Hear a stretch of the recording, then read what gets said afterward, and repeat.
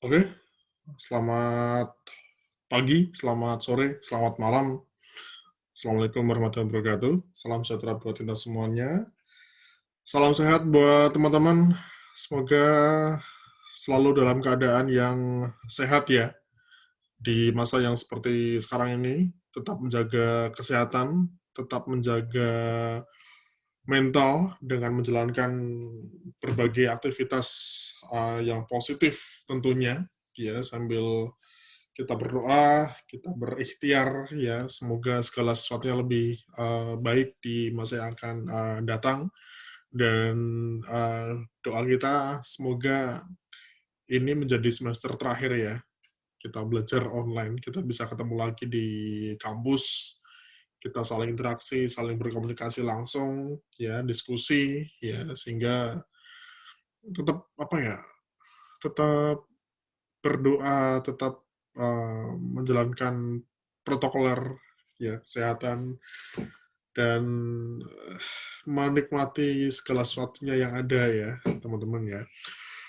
Oke, baik. Ini mungkin sebagian besar baru pertama kali ya ketemu dengan saya. Jadi memang kalau di Mercu Buana saya memang paling banyak mengajar tuh di semester 5 ke atas ya, semester 6, 7. Jadi mungkin banyak teman-teman yang baru kenal saya di terakhir-terakhir ya di masa menjelang akhir apa perkuliahan karena memang banyak mata kuliah saya yang lebih diajarkannya ke teman-teman yang di semester 5 ke atas ya. Oke, nanti di semester ini ya, ini ketemu dengan saya ada beberapa mata kuliah, nanti ada mata kuliah rekrutmen, ada mata kuliah perilaku konsumen, ada mata kuliah kewirausahaan, dan di sesi yang kali ini nanti kita akan bareng-bareng diskusi ya, teman-teman. Kita akan bareng-bareng saling apa ya, saling bercerita, berbagi pengalaman tentang kewirausahaan. Ini menjadi apa ya, menjadi hal yang cukup menarik ya sekarang di kampus ya banyak ditekankan kewirausahaan dan sekarang kampus berlomba-lomba untuk mengembangkan yang namanya karakter kewirausahaan ya bahwa sudah menjadi tanggung jawab moral ya ketika nanti Anda lulus ya kita akan bekali dengan beberapa kemampuan dan ini juga menjadi kemampuan yang bisa menjadi alternatif sekali lagi. Ini kalau di kultur kita kan memang masih banyak yang setelah lulus itu kerja ya, kerja di perusahaan, jadi PNS, di instansi misalnya. Tapi buat yang ke arah wirausaha itu belum banyak ya. Ini memang dilihat dari tracer study ya. Tracer study itu evaluasi lulusan ya. Kalau kita lihat di 3 tahun terakhir yang memutuskan untuk wirausaha itu baru sekitar 30% dari jumlah lulusan yang melaporkan kondisi kerjanya. Sisanya mereka kerja di perusahaan, di instansi, dan sebagainya.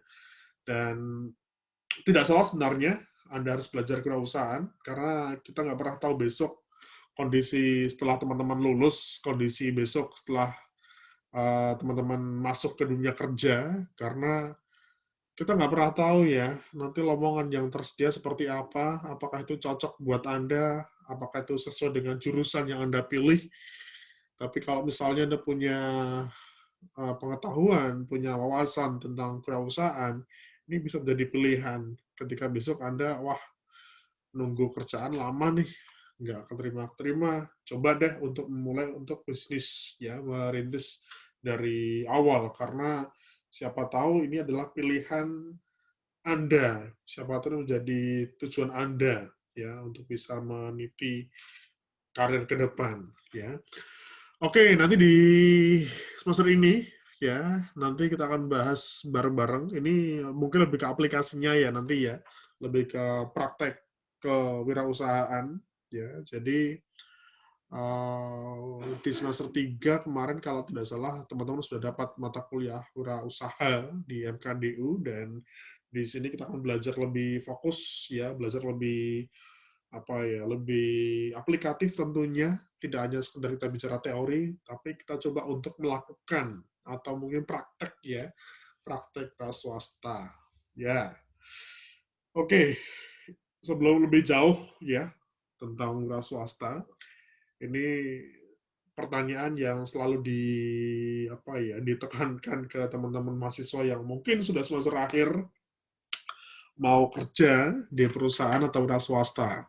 Ya, masing-masing punya plus minus, masing-masing punya peminatan tersendiri, dan ini juga disesuaikan dengan kebutuhan masing-masing. Ini bagi teman-teman yang kelas karyawan, kemungkinan akan lebih banyak ya pilihannya ya.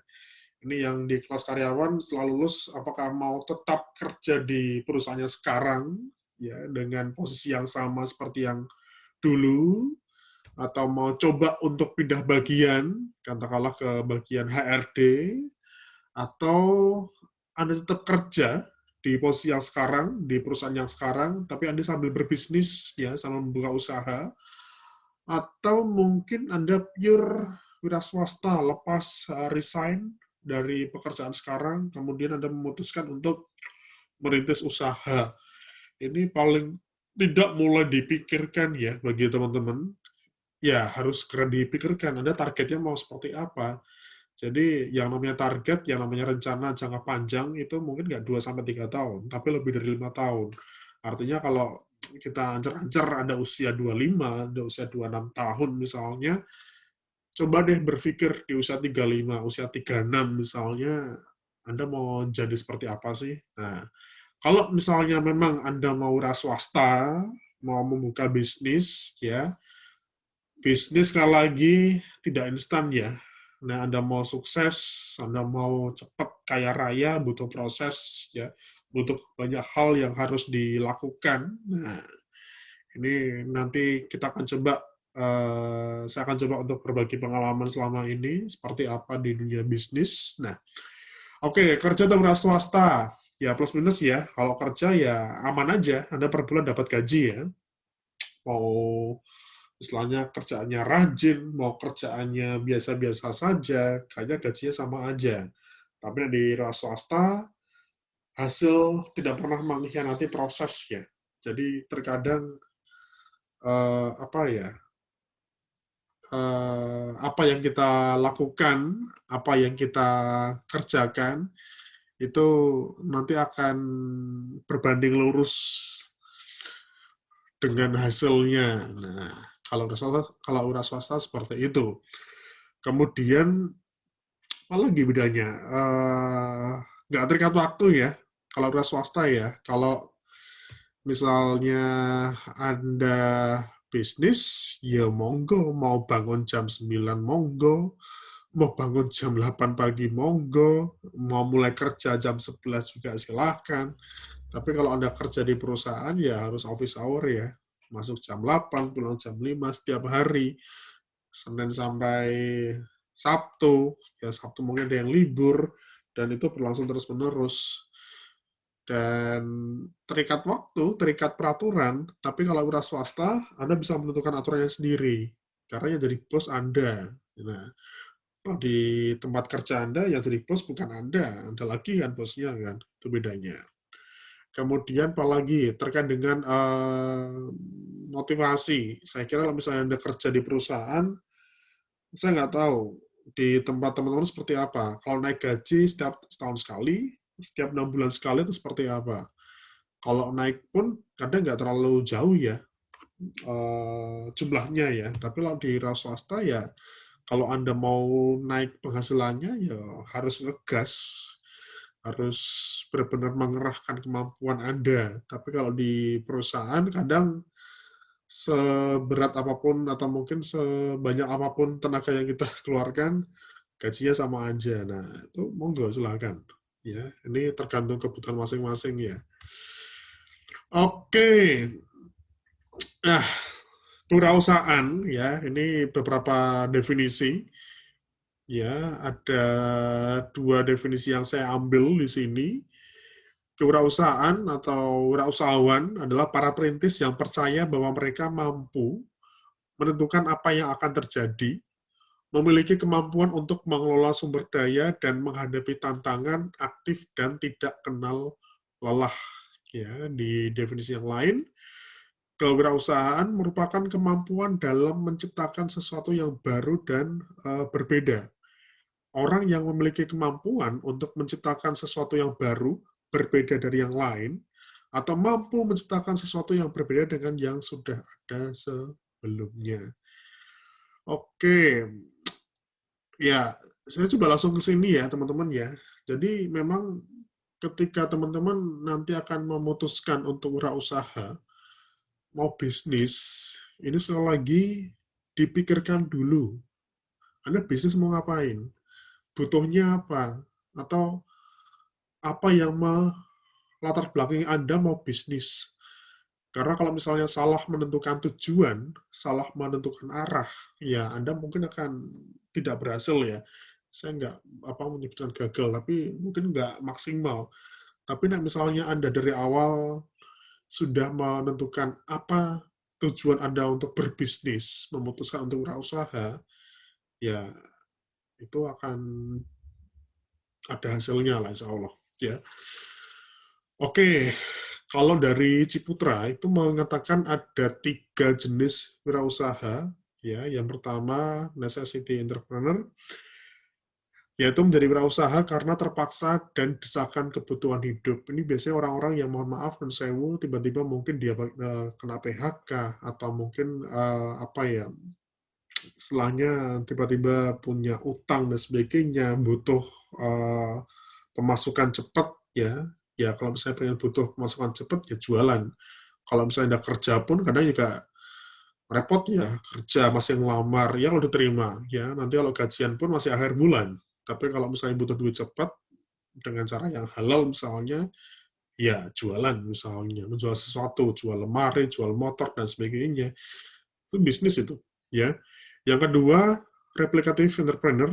Ya, ini nomor 2 ini sering banyak diambil oleh beberapa orang ya, memanfaatkan tren yang ada di masyarakat. Jadi teman-teman, kalau misalnya Anda pengen dapat keuntungan cepat, ya silakan Anda ngambil bisnis produk jasa yang sekarang menjadi tren di mata masyarakat. Karena kalau misalnya Anda mengambil suatu produk yang sedang tren di kalangan masyarakat, mungkin tidak perlu banyak promosi ya, tidak perlu banyak marketing ya. Orang akan melihat ya bahwa Anda menjual suatu produk yang sedang tren.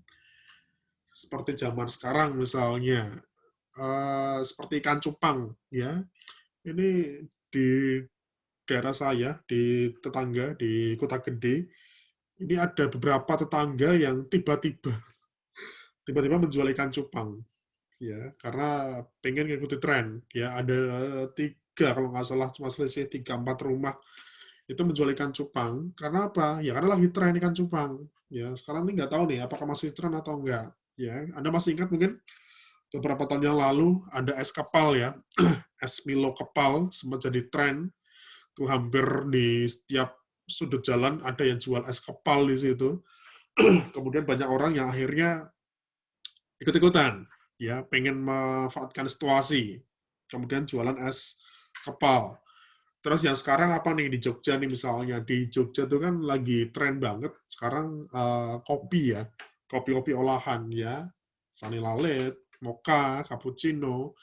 Ini banyak banget sekarang kafe dari yang mulai skala besar sampai yang skala kecil jual kopi ya. Ini banyak banget ya, karena memang lagi tren juga di Jogja. Saya kira nggak cuma di Jogja ya, di beberapa kota lain juga lagi tren kopi.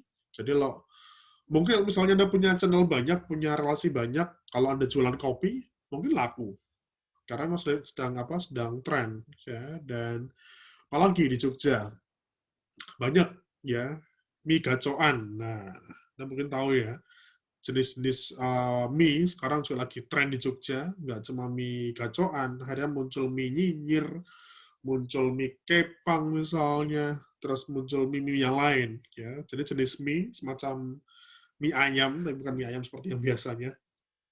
Mie ayam tapi dengan tampilan yang fancy ya, apa yang lucu ya, bisa difoto dan sebagainya, ada toppingnya. Itu lagi tren. Nah, ini bisa dicoba sama teman-teman sebenarnya.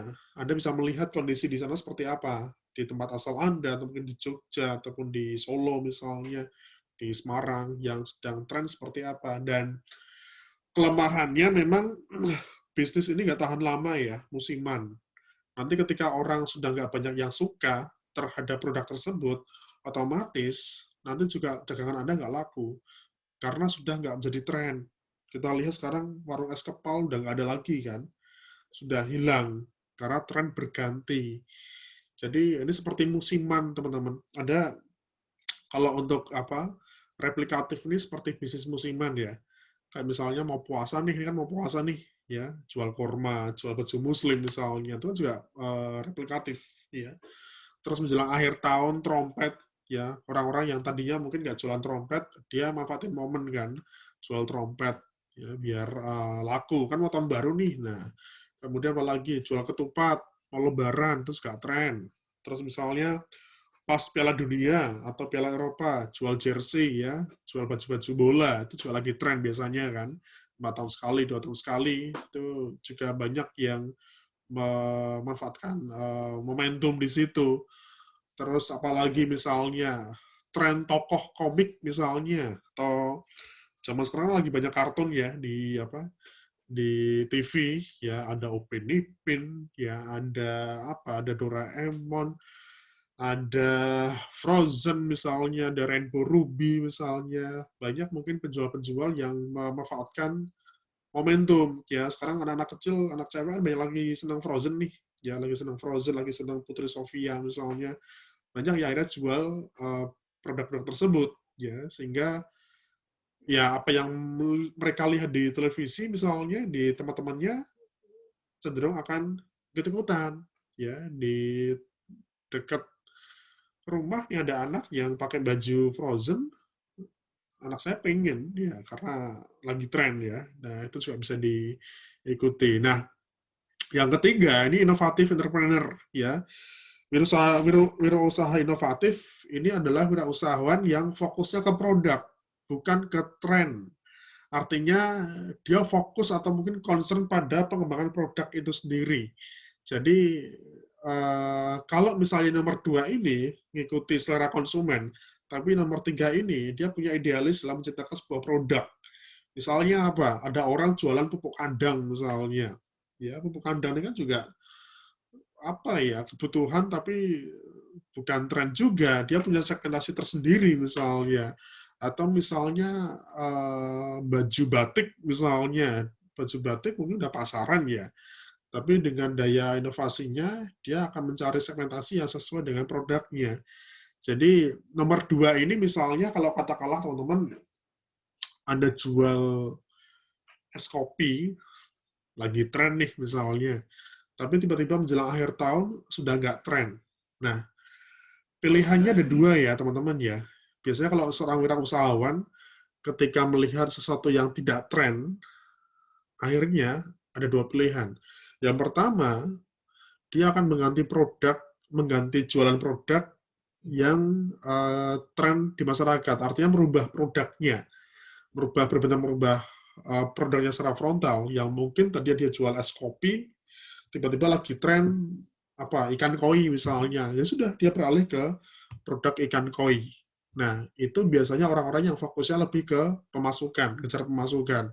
Tapi kalau misalnya yang inovatif entrepreneur, dia akan stay terus di es kopinya tadi.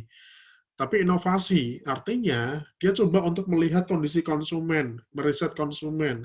Ketika dia jual es kopi ini udah nggak tren, Anda lihat di masyarakat, di konsumen, yang berubah apa sih? Yang pengen apa ya? Yang sedang dibutuhkan masyarakat dari es kopi ini diapain sih? Oh, diberikan modifikasi misalnya. Es kopinya dikasih mocha, atau mungkin dikasih green tea misalnya. Tetap pada jalurnya ya, tetap pada produk idealnya, tapi dia sedikit merubah ya, sedikit memberikan inovasi. Nah, ini tergantung dari kebutuhan masing-masing seperti apa. Jadi kalau misalnya teman-teman lagi kerja misalnya, terus mungkin butuh pemasukan tambahan, ya Anda bisa mengambil nomor 2 ini. Karena nomor 2 ini kan cenderung apa ya, dia tiru-tiru tren yang ada dan nggak tidak membutuhkan apa ya, pemikiran yang banyak ya untuk promosi dan sebagainya karena sudah tren. Orang udah ngeh lah, oh ini produk yang lagi tren lah, pengen beli. Tapi kalau yang nomor 3 ini saya kira harus fokus. Anda kalau misalnya sambil kerja, itu agak susah. Karena Anda harus benar-benar fokus ya, pengembangan produk, nanti butuh pemasaran dan sebagainya, menentukan strateginya seperti apa. Nah, oke, jadi teman-teman, kalau misalnya dari awal ya, untuk menentukan ide bisnis, sekali lagi, ini kembali ke masing-masing, teman-teman. Anda kalau misalnya memutuskan mau wirausaha, itu mau ngapain? Ya, mau benar-benar butuh uang cepat, artinya pengen apa ya, pengen memanfaatkan momen yang ada, atau masalah karakter, Anda kalau mau kerja kantoran, pengennya wirausaha, pengennya bebas, pengembangan produk, inovasi, dan sebagainya. Gitu untuk jenis wirausaha, ya. Ya, erat kaitannya dengan persaingan ya, teman-teman ya. Kalau misalnya ada kondisi di mana di Jogja lah misalnya, udah banyak warung kopi, kafe, dan sebagainya. Kemudian tiba-tiba Anda suka kopi, terus pengen buka warung kopi, ya saingannya gimana? Ada banyak cara kan di situ kan. Anda punya relasi misalnya, manfaatkan relasi Anda. Jadi ada satu hal yang menarik bahwa kalau misalnya beberapa orang mengatakan kalau pengen bisnis, kamu harus punya relasi yang banyak, harus punya channel yang banyak. Nanti ketika kamu mau buka usaha dan itu usahanya pasaran, kamu masih bisa dapat konsumen. Dari mana? Dari channelmu, dari relasimu. Kalau relasimu banyak, temanmu banyak, ya, kamu nanti promosi di WA status aja, atau promosi di story Instagram, orang akan enggak ya, akan datang ke tempat kamu, ya. Makanya gunanya relasi. Terus di samping itu merubah produknya dengan sedikit inovasi. Jangan terlalu frontal. Artinya misalnya mau merubah, memberikan inovasi, dibuatlah sedikit berbeda ya dari produk-produk yang sebelumnya. Ya, nanti kita akan banyak ya praktek ya, teman-teman. Oke, ya bisnis di luar zona nyaman ya. Ini kembali ke karakter masing-masing. Sekali lagi teman-teman harus punya target. Kalau mau bisnis, mau buka toko, buka kafe, buka restoran, harus benar-benar dipikirkan di usia berapa, di tahun berapa Anda bisa sukses, dan untuk menuju ke target Anda itu, Anda butuh apa aja. Butuh pengembangan, butuh persiapan, mungkin butuh kerja dulu sama orang lain, sehingga secara pengetahuan, kemampuan juga cukup kuat ya di situ. Dan memang benar-benar nggak nyaman kalau dipikir, karena nah Anda mau dapat duit, ya Anda harus kerja, harus bergerak. Ya. Kalau memang di perusahaan, instansi, memang nyaman dan aman, ya artinya Anda duduk kerja pun setiap bulan dapat gaji, ya. Tapi ya tadi terikat, ya Anda diatur sama organisasi, ya nggak bisa bergerak dan harus mengikuti jam kerja. Itu yang mungkin buat sebagian orang tidak apa ya, tidak nyaman, ya. Oke, memulai usaha, yang penting motivasinya ya, teman-teman ya.